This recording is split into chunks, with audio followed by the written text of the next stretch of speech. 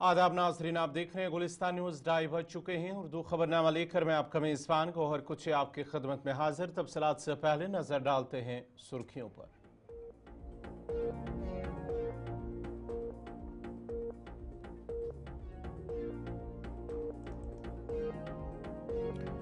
शुपियां के हब्दीपुरा में एक आईडी बरामद। BDS ने बनाया आईडी को नाकारा। जम्मू कश्मीर असम्बली बजट इजलास का 13वां दिन। बजट ग्रांट्स पर ऐवान में बहस जारी। असासों की तकसीम के बाद दिल्ली में JK हाउस का बड़ा हिस्सा लद्दाख के हिस्से में आया। उमर अब्दुल्ला।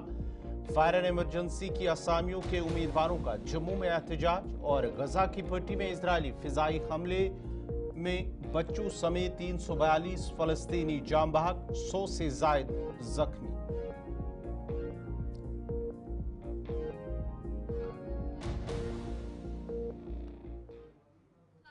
और अब पेश खबरों की तफसील। सबसे पहले बड़ी खबर जनूबी कश्मीर के शुपियां से, जहां पर एक आईडी को बरामद कर लिया गया है, जिसे बाद में BDS की टीम ने नाकारा बना दिया है। जनूबी कश्मीर के शुपियां से खबर, जहां पर हब्दीपुरा में एक आईडी को बरामद किया गया है, जिसके बाद में BDS की टीम को, बम डिस्पोजल स्क्वाड की टीम को तलब किया गया है और उससे बाद में नाकारा बनाया गया। आपको बताते चले कि गुज़श्ता रोज कुलगाम के कईमू इलाके में भी एक आईडी को बरामद किया गया है, जिससे बाद में नाकारा बनाया गया है। लेकिन आज शुपियां इलाके के अंदर हब्दीपुरा शुपियां का इलाका है, जहां पर आज एक आईडी बरामद की गई है।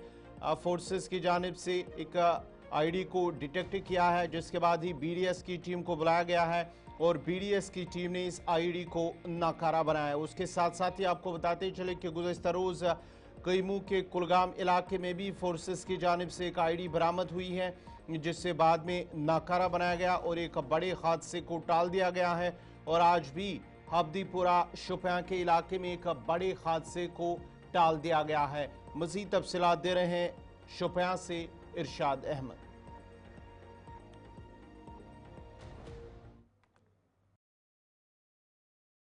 बिल्कुल हम उसी जगह पे मौजूद है जहाँ पे अभी अभी जो है फौज और पुलिस ने एक आईडी को नाकारा कर दिया है। और यहाँ पे अगर बात की जाए, ये जो एरिया है बिल्कुल हबड़ीपोरा का एरिया है और हबड़ीपोरा के जो है ये जो हाईवे है उसी के बीच में जो है ये जो आईडी रखी गई थी। और आज कहीं ना कहीं जो है पुलिस और फौज ने इसको जो है डिस्ट्रॉय कर दिया। और साफ तौर से मैं आपको दिखाने की कोशिश करूंगा, और भी यहाँ पे चेक किया जा रहा है, कहीं ना कहीं और भी हो सकती है। और ये आपको अब BDS भी बिल्कुल जो है यहाँ पे तैनात रखी गई है और यहाँ पे हर आने जाने वाले से उनका शिनाख्ती कार्ड चेक किया जा रहा है। और कार्ड बिल्कुल एरिया जो है इस वक्त कार्डन ऑफ है।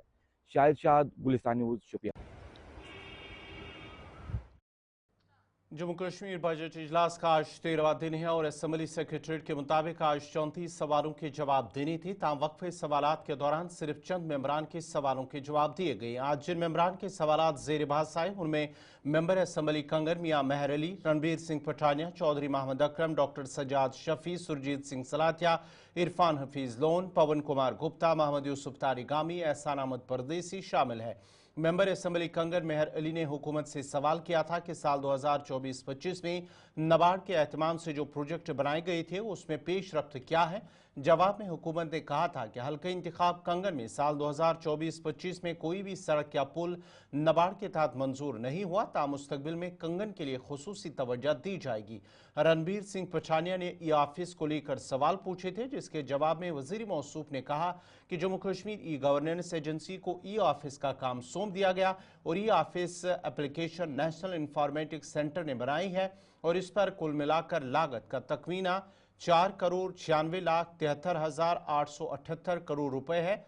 एडमिनिस्ट्रेटिव काउंसिल ने साल 2021 में इस बात का फैसला लिया कि ट्रेनिंग और दीगर चीजों के लिए हिकमत अमली तरतीब दिया जाए और इस पर काम किया जाए।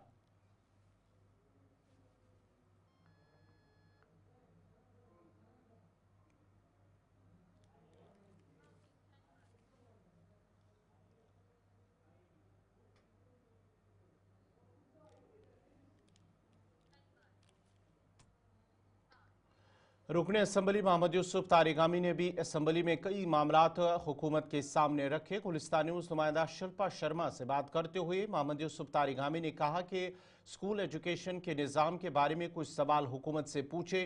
उन्होंने कहा है कि अड़हाक असातिज़ा बहुत कलील तनख्वाहों पर काम कर रहे हैं, उनकी तनख्वाहों में इजाफा होना चाहिए और DPC के अमल को तेज़ करके इसे मुकम्मल किया जाना चाहिए, ताकि जबकि CPW के माहाना तनख्वाहों में भी इजाफा किया जाए ताकि उनकी मुश्किलात दूर हो सके। कई सवालात पूछे स्कूल एजुकेशन के निज़ाम के बारे में, वहाँ काम करने वाले टीचर्स के बारे में जो एडहाक काम करते हैं, उनकी तनख्वाहें बहुत कम हैं, उनको रेगुलराइज करने की बात की। जो स्कूल एजुकेशन में प्राइमरी से लेकर हायर सेकेंडरीज तक जो हमारे असातिज़ा काम कर रहे हैं, कई सालों से DPC हुआ नहीं है, उस प्रोसेस को फ़ौरन आगे बढ़ाया जाए। अब बहुत टाइम हुआ है, काफ़ी उम्मीदें हैं उनकी, और आज नई सरकार बनी है तो चाहिए इनको कि वो उनके कंसर्न्स को ध्यान में रखते हुए DPC का प्रोसेस शुरू कर ले और मुकम्मल कर ले। और इसके अलावा हमने ये भी कहा, जहाँ तक हमारे स्कूलों का ताल्लुक़ है, वहाँ मिड डे मील स्कीम है, CPW भी एक हिस्सा है। आज अगर आप जायज़ा लेंगे, वहाँ एक कुक के लिए 1000 रुपये आज के दौर में जबकि महंगाई आसमान तक पहुँची है, तो ये मजाक नहीं, उनके साथ तो क्या है। मैंने ऑनरेबल चीफ मिनिस्टर साहब जो फाइनेंस मिनिस्टर भी हैं, उनसे गुजारिश की कि हमें गरीबों के लिए भी कोई दरीचा खोलना चाहिए ताकि उनको भी कुछ राहत मिल सके।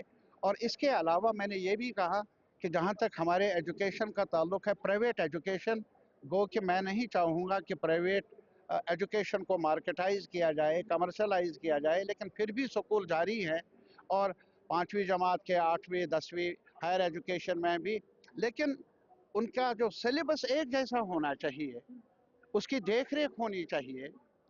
और साथ ही साथ मैंने ये भी कहा कि जहाँ तक किताबों का ताल्लुक़ है, सिलेबस का ताल्लुक़ है, वो एक जैसा होना चाहिए और जो फीस है उसको भी माकूल लेवल पर लाने के लिए सरकार को इंटरवीन करना चाहिए। ये नहीं कि प्राइवेट एजुकेशन के नाम पर जो मनमानी चल रही है सिलेबस को लेकर, किताबों के बारे में, फीस के बारे में, वो मुफीद नहीं है, अच्छा नहीं है, इस पर रोक लगनी चाहिए। तवज्जो दी जाएगी सिलेबस पर, कितना फोकस जो है वो किया जाएगा? मैं कहता हूँ जो सरकारी स्कूलों में सिलेबस है वही लागू होना चाहिए, मनमानी नहीं। और कौन सा सिलेबस, कौन सी तालीम हम पढ़ाएं? हम वही तालीम पढ़ाएं जो मुल्क में जारी है, बड़ी यूनिवर्सिटीज़ में या कॉलेजेस में या स्कूलों में, वही एक सिलेबस चलना चाहिए हर लेवल पर। और इसकी देख रेख होनी चाहिए स्कूल एजुकेशन डिपार्टमेंट की तरफ से, उनकी जिम्मेदारी है ये मैंने आज दोहराया। मिड डे मील की बात करें, वो लगातार सड़कों पर उतरते हैं और अपनी सैलरी का सुनता कौन है? इसलिए मैंने कहा क्यों मैं नहीं भी आज इस पर काम क्यों मैं नहीं किया यही जा रहा? गुजारिश कर लूँगा। अभी यहाँ कैजुअल लेबर्स का सवाल, डेली वेजर्स का, आंगनवाड़ी वर्कर्स, हेल्पर्स, आशा वर्कर्स, NHM वर्कर्स ने हर वक्त सड़क पर रहते हैं। वो मांग क्या करते हैं कि हमें वर्कर का दर्जा मिलना चाहिए। ये लेबर कॉन्फ्रेंस ने कहा है कि इनको वर्कर का दर्जा मिलना चाहिए, मिनिमम 26,000 मिलने चाहिए। हमारे मुल्क में मिनिमम वेजेस एक्ट भी बना है, वो लागू है दिल्ली में और भी कई जगहों पर। और यहाँ अफसोसनाक तो ये है कि यहाँ के लोग, कमेटी बन गई है, अच्छी बात है, लेकिन इसके अलावा जो मिनिमम वेजेस लद्दाख में हैं, लद्दाख में जो कल तक हमारा ही इसी रियासत का हिस्सा था, उनके मिनिमम वेजेस और जम्मू कश्मीर के मिनिमम वेजेस में काफ़ी फ़र्क है। यहाँ कम दिया जाता है मिनिमम वेजेस, वहाँ ज़्यादा दिया जाता है। इंसाफ। मेंबर असम्बली त्राल रफ़ीक अहमद नाइक ने भी असम्बली में आज अपने हल्का इंतखाब त्राल के कई मामलात हुकूमत की नोटिस में लाए। उन्होंने कहा है कि त्राल को हर लिहाज से नज़रअंदाज किया जा रहा है और एक डर बनाया हुआ है और डर का माहौल भी बनाया जा रहा है, जिसकी वजह से वहाँ न कोई वजीर और ना ही कोई ब्यूरोक्रेट दौरा कर रहा है, जबकि त्राल इलाका कुदरती हुस्न से मालामाल है और सयाहती एतबार से इसकी बहुत ज़्यादा सलाहियत है। मैंने कहा ये धारणा बनाई हुई है कि त्राल बस एक खतरनाक जगह है, अगर उधर जाएंगे उधर फिर वापस नहीं आएंगे। इससे क्या होता है, इस त्राल जब आप इसको एक स्टिग्मा लगता है इसमें, पुलवामा डिस्ट्रिक्ट में और उसमें स्पेशली त्राल। देखिए अब गवर्नमेंट बन गई है, अब लोकल मतलब लोकल गवर्नमेंट है। क्या त्राल वालों को हक नहीं है तरक्की का? जब आप सारे JNK में तरक्की, industrial units, tourist development authorities और विजिटिंग ऑफ मिनिस्टर्स, हायर जो ब्यूरोक्रेट्स हैं, हाँ त्राल में क्यों नहीं आते जबकि इनके पास इतनी सिक्योरिटी है?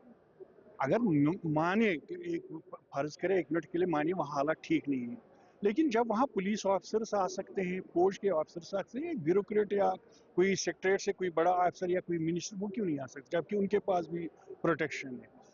इसे इससे हमारे त्राल में जो डेवलपमेंट वर्क्स है वो बिल्कुल उससे मुतासिर होती है। और दूसरा, जब ये आप बांटने में आते हैं, किसी जगह आपको देनी है, कोई इंडस्ट्रीज देनी है, कोई नया स्कीम खोलना है, त्राल को आप इग्नोर करते ही बहाना यही बनता है कि यहाँ कोई अफसर नहीं आएगा, कोई ज़मीन। मैंने कहा इससे इससे ऊपर उठिए, इंसाफ कीजिए। मैंने इंसाफ मांगा है, मैंने किसी को ना धमकी दी है ना किसी को। मैंने दोनों जो बीजेपी के साइड में है, ट्रेजरी, मैंने दोनों को अब मेहरबानी करके हमारे साथ इंसाफ कि हम भी लोग हैं, हमारी भी जरूरत है, हमारे बच्चे बेकार पड़े हुए हैं। कितनी परेशानियों से जूझ रहा है त्राल? देखिए, त्राल में अगर आप देखेंगे टूरिज्म है नहीं, इंडस्ट्री है नहीं, जवान पढ़े लिखे हुए हैं। अब जो आप ज़मीनें आपको देख रही, अब वहाँ से भी कोई उतना फसल और मेवा जो वो नहीं बनता है। अब ये जवान मेरा पढ़ा लिखा जाएगा कहाँ जब इसके पास इंडस्ट्रीज, जब टूरिस्ट नहीं आएंगे त्राल, जब कोई इंडस्ट्री नहीं खुली, तो ये मेरे जवान, मेरे लड़के लड़कियां कहाँ जाएंगे? चाहे सिख कम्युनिटी के, पंडित कम्युनिटी, मुसलमान कम्युनिटी की, जाएंगे कहाँ? मैंने इसीलिए इनको कहा, हाथ जोड़ के कहा, मेहरबानी करके हमें माफ़ कीजिए, वहाँ इंडस्ट्री खोलिए, वहाँ टूरिस्ट, इतना पोटेंशियल है मेरे त्राल में। आप कभी आइए, मैं दिखा दूंगा आपको। मेरा हाजन साइड है, नारिस्तान साइड है, अलाम साइड है, शिकारगा साइड है, पानियर साइड है, अपना नागबल साइड है, इतनी टूरिस्ट डेस्टिनेशन है। वहाँ एक पांड अगर बनेगा ना, या डैम एक, वहाँ मेरे 2 जगह पे, 3 जगह पे लोग उसमें फिर वाटर स्पोर्ट्स भी आप कर सकते हैं। पानियर में मेरा डैम है, उसमें भी हो। और सबसे बढ़िया जो सेंचुरी है वो मेरे शिकारगा त्राल में है। महाराजा के वक्त से वहाँ लोग आते थे। एक डर पैदा किया हुआ, क्या हमें जीने का हक नहीं है? पुराना 200 साल पुराना दरख्त या 100 साल पुराना दरख्त वो बूढ़ा होता है, अब वो फल देना बंद करता है। उसकी टहनियाँ जिसको हम कहते हैं, वो दूर दूर तक उसकी छाँव पड़ती है। कम से कम एक दरख्त के नीचे 1 कनाल जमीन मुतासर होता है।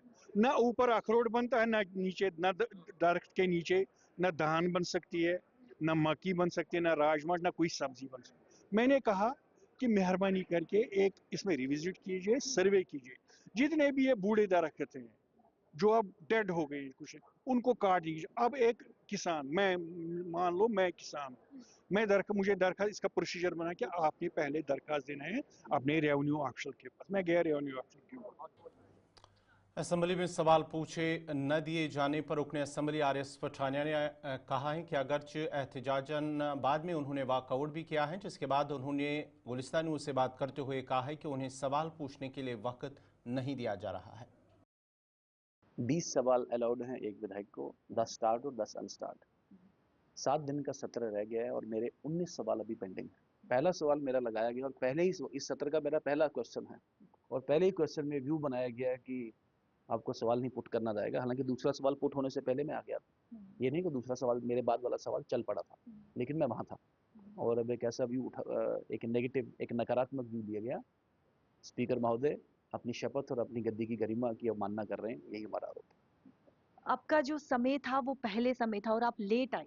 देखें, एब्सोल्युटली नॉट, ठीक है, everybody is a human being. एक इतना बड़ा जैम है और ये बख्शी नगर वाला आपका जो रोड है बिल्कुल कलेक्ट है, मुझे 15 मिनट पहले पहुंचना चाहिए, लेकिन फिर भी मैं अगला सवाल लेने से पहले आ गया। मेरा 3 नंबर, अगर 2 नंबर सवाल था तो 3 नंबर सवाल अभी शुरू हुआ नहीं था।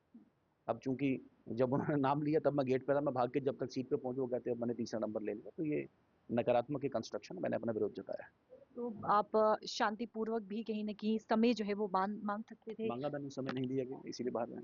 अपनी जनता की, जन लोगों ने चुन के भेजा, बात नहीं उठा पाऊंगा तो अपना विरोध तो जताऊंगा नहीं।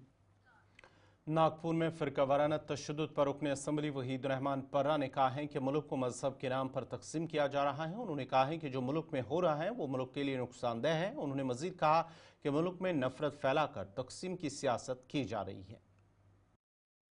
डिवीजन की सियासत हो रही है हिंदू मुस्लिम नाम पे। 1000 साल पहले कोई राजा थे, आप उन पे कर रहे थे। Country should preserve the social fabric of this nation. The Hindu Muslim unity is most important. और ये जो डिवीज़न हो रहा है, चाहे मस्जिदों को लेकर, मंदिरों को लेकर, हमारी वक़्फ़ की ज़मीन को लेकर, या जो हमारी दरगाहों की ज़मीन को लेकर, या कब्रिस्तानों को लेकर, I think it's unfortunate and it will break the social fabric, the religious divides will increase. और एक डेमोक्रेटिक कंट्री में इतनी diverse, India is the second largest Muslim country. I think country, the government of India should protect the institutions of Muslims। और चाहे वो औरंगजेब हो, चाहे वो कोई भी राजा हो, the future of this country does not lie in the past or in the history। तो इम्पॉर्टेंट ये है कि आने वाले वक्त में आप अपने बच्चों को क्या तरबियत देंगे, डिवीज़न की, नफरत की, या उनको हारमोनी की तरफ, कोएग्जिस्टेंस की तरफ बढ़ाएंगे। इन पर जो पॉलिटिक्स हो रही है, क्योंकि बीजेपी की सारी सियासत डिवीज़न पे है, तो आप उसी को मतलब अदराइजेशन कर रहे हैं, हिंदू मुस्लिम पॉलिटिक्स को ही। जम्मू कश्मीर सिविल सेक्रेटरीट के बाद फायर एंड इमरजेंसी के उम्मीदवारों ने एहतजाजी मुजाहरा किया है, जिस दौरान पुलिस ने ताकत का इस्तेमाल करते हुए लाठीचार्ज भी किया और अंदर जाने की कोशिश को नाकाम बनाया। इस मौके पर फायर एंड इमरजेंसी सर्विसेज के उम्मीदवारों का कहना था कि भर्ती के अमल में धांधली हुई है और वो इसके लिए काफ़ी अरसे से एहतजाज कर रहे हैं, लेकिन उन्हें इंसाफ नहीं मिला है। उन्होंने कहा है कि LG ने भी उन्हें इंसाफ दिलाने की यकीन दहानी कराई थी, लेकिन अभी तक ऐसा नहीं हुआ।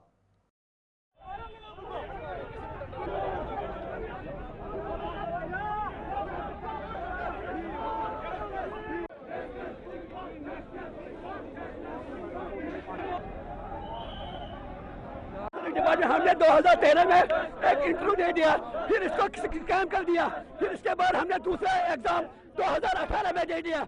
जब इसका लिस्ट आ गया, फिर इसमें एक एक घर के 10-10 आदमी थे। अब फिर हमने जब प्रोटेस्ट किया, हमने कोर्ट में भी किया। आज भी 2020 से आज तक कोई कुछ रिपोर्ट नहीं आ रहा है। एक सर 9 कैंडिडेट जिनके ऊपर FIR लगा हुआ है फायर सेफ्टी डिपार्टमेंट पे।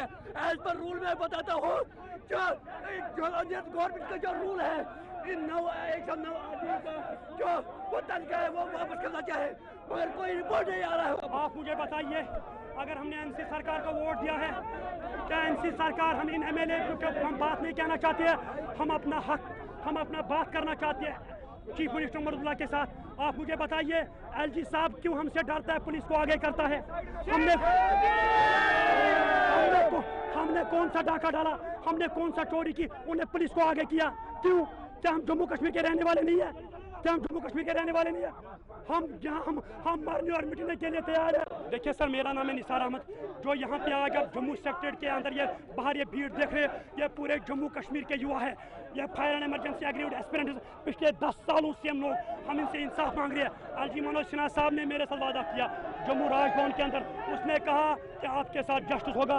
आज हम रोजे की हालत में, हम तबाह हो चुके हैं। हम चाहते हैं कि हमारे साथ इंसाफ होना चाहिए, बाकी हम कुछ नहीं चाहते हैं। हम भी जम्मू कश्मीर से बिलोंग रखते हैं, हमारे साथ इंसाफ होना चाहिए।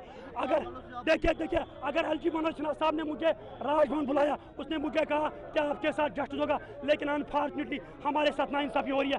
मैं बीजेपी से सवाल करना चाहता हूँ, अगर आप लोगों ने यहाँ पे 370 आर्टिकल एब्रोगेट किया, रिवोक किया, आपने कहा कि आप लोगों के साथ नाइंसाफी नहीं होगी, युवाओं के साथ नाइंसाफी नहीं होगी, लेकिन अनफॉर्चुनेटली ये कहना पड़ता 370 आर्टिकल खोने के बाद पहला लिस्ट मंजर आम पर आया, जिसका नाम दिया गया mother of all scams and father of all scams. हम पिछले 10 सालों से पीस रहे हैं, लेकिन अनफॉर्चुनेटली हमारी आवाज़ कोई सुनने के लिए तैयार नहीं है। LG सरकार, आपके भी बच्चे हैं, हमारे साथ इंसाफ होना चाहिए। 109 एस्पिरेंट के ऊपर FIR लग चुका है, उनके ऊपर कोई कार्रवाई नहीं हो रही है, वो इलीगल सैलरी ले रहे हैं। हमारे साथ इंसाफ होना चाहिए।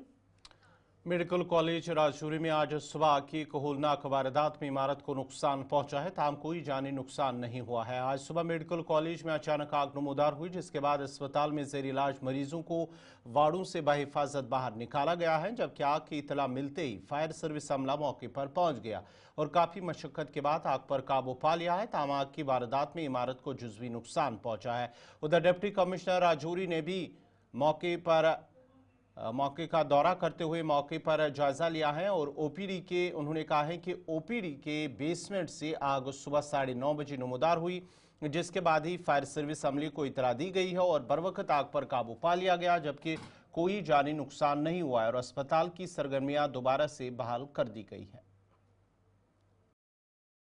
तकरीबन 9:30 बजे के आसपास यहाँ पे जो हमारा ओपीडी कॉम्प्लेक्स है उसके बेसमेंट में एक फायर हैज़र्ड हुआ, जिसके कारण एकदम से धुआं उठा और हमें भी जैसे ही जानकारी मिली विदिन 5 मिनट्स सारी टीम्स को मोबिलाइज़ किया गया और 9:55 पे फायर ब्रिगेड की गाड़ियाँ और जितने भी हमारे ऑफिसर्स हैं, रिस्पांस ऑफिसर सब यहाँ पे थे। मैं पर्सनली उसको सुपरवाइज़ कर रहा था। 10 बजे से लेके लगभग 40-45 मिनट्स का ऑपरेशन चला है, जिसके अंदर जो फायर का कॉज था उसको फायर ब्रिगेड की जितनी भी टीम्स थी उन्होंने क्लियर कर दिया और फायर का जो जहाँ पे आग लगी हुई थी उसको बुझा दिया गया।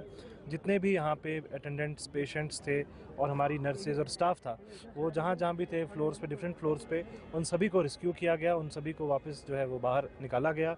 हर कोई सेफ़ है। देयर हैज़ बीन फॉर्चुनेटली अभी तक कोई किसी को ना बर्न इंजरी है, ना किसी को कोई भी लॉस हुआ है। वो बहुत एक टाइमली रिस्पांस होने की वजह से ये सब हो पाया है। और इसमें जो बाकी पेशेंट्स थे, जो इमरजेंसी सर्विसेज थी, वो लगातार चल रही हैं, वो कहीं भी तौर पे बाधित नहीं हुई हैं। थोड़ा सा जो आप ये बाहर देख रहे हैं, जो पेशेंट्स को बाहर निकाला गया है जस्ट बिकॉज अंदर वो धुआं था और उनको सांस लेने में दिक्कत हो रही थी, तो बाहर निकाला गया है ताकि इनकी ऑक्सीजन कंसंट्रेशन ठीक रहे। और जैसे ही ये हमारी जो स्मोक है वो सारा क्लियर होता जाएगा, वो वापस हम अपनी थिंग्स को स्टार्ट करते हैं। बिल्कुल सर, इंतजामिया की तरफ से फौरी कार्रवाई करके इस आग पर काबू जरूर पा लिया, मगर इस छोटी सी आग ने बहुत सारे सवाल खड़े किए। वो सवाल ये है कि इस बिल्डिंग के अंदर फायर अलार्म सिस्टम लगाए गए हैं। देखिए, वो सारी चीज़ें एक इंक्वायरी का हिस्सा रहेंगी कि क्या रहा, क्यों रहा, वाइद, क्योंकि वहाँ पे जो आग का कारण है वो भी अभी हमें एक्सप्लोर करना है कि आग लगाई, ये नेचुरल आग लगी है या डेलिब्रेट किसी ने आग लगाई, वो भी मालूम नहीं है। तो वो अभी हमें इसको देखना पड़ेगा, एक इन्वेस्टिगेशन मैटर है, अब सारी चीज़ें देखी जाएंगी। उनकी देखभाल के लिए डॉक्टर्स की और हमारे पैरामेडिक्स की टीम्स यहाँ पे पूरी लगी हुई हैं। आपके आसपास में भी बहुत सारे यहाँ पे पैरामेडिक्स हैं, यहीं पे हैं, कोई इस तरीके का चूक नहीं होने दी जाएगी। बाकी मैंने आपको कहा कि इनको बाहर इसलिए निकाला गया है बिकॉज अंदर अब स्मोक था, पूरा बिल्डिंग में फायर नहीं है लेकिन स्मोक था। उस स्मोक से किसी को सांस लेने में जब तकलीफ होती है तो फर्स्ट SOP यही कहता है आप उसको खुली हवा में ले आओ, तो इनको ऑक्सीजन कॉन्सेंट्रेशन जैसे ठीक हो जाएगी। श्रीनगर जम्मू कौमी शाहरा पर बार बार की रुकावटों के सबब आम लोगों को शदीद मुश्किलात का सामना करना पड़ रहा है। खिते पीर पंचाल को वादी कश्मीर से जोड़ने वाला तारीखी मुगल रोड, जो गुज़िश्ता साल हुई बर्फबारी के बाद लगातार बंद है, को फौरी तौर पर खोलने की मांग बढ़ रही है। मकामी शहरी और मुसाफिर तारीखी मुगल शाहरा को जल्द अज जल्द बहाल करने का मुतालबा कर रहे हैं ताकि मुतबादिल रास्ता फराहम हो और सफरी परेशानियां और पाबंदियां कम हो। पूंछ और राजौरी को वादी कश्मीर से जोड़ने वाली मुगल रोड पर बर्फ हटाने का काम ताहाल शुरू नहीं किया गया है, जिसकी वजह से मकामी अफराद ने जिला इंतजामिया शुपियां और जिला इंतजामिया पूंछ से अपील की है कि सड़क को फौरी तौर पर आमदरफ्त के काबिल बनाया जाए। मुगल रोड का जहाँ तक तलक है, मैं तो समझता हूँ कि अब सीज़न बदल चुका है और अब हमारी नायत अदब और आजिज़ी से, इंकसारी से हम रिक्वेस्ट करेंगे डी साहब से, कंसर्न डी से, कि वो इस मुगल रोड को शुरू करें। लेकिन जम्मू कश्मीर के कंसर्न हेड से हम चाहेंगे कि ये मुगल रोड जल्द खुले और यहाँ पे लोग कारोबार बढ़े, यहाँ पे आना जाना शुरू हो। कोई बीमार है, कोई बच्चे यहाँ से जाते हैं तालीम हासिल करने के लिए, कोई यहाँ से नज़दीक पड़ता है, कौन चौधरी खिता पीर पंजाल के लोगों को वो जाते हैं।